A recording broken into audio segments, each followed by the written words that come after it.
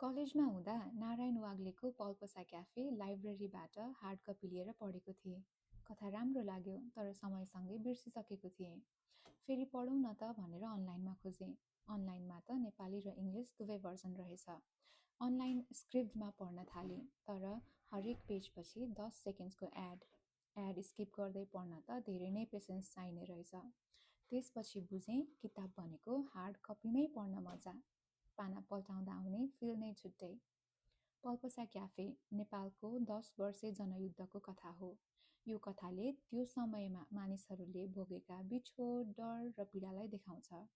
दृश्य, पल्पसा, सिद्धार्थ र सानी नानुको भोगाई साँच्चै मर्मस्पर्शी छ। सुरुमा रोमान्टिक र आधुनिक जस्तो लाग्ने कथा, पाना पल्टाउँदै जाँदा गाउँ, बस्ती, डर, बिछोड र पीडाले घेर्छ। पल्पसा क्याफे मदन पुरस्कार विजेता पनि हो।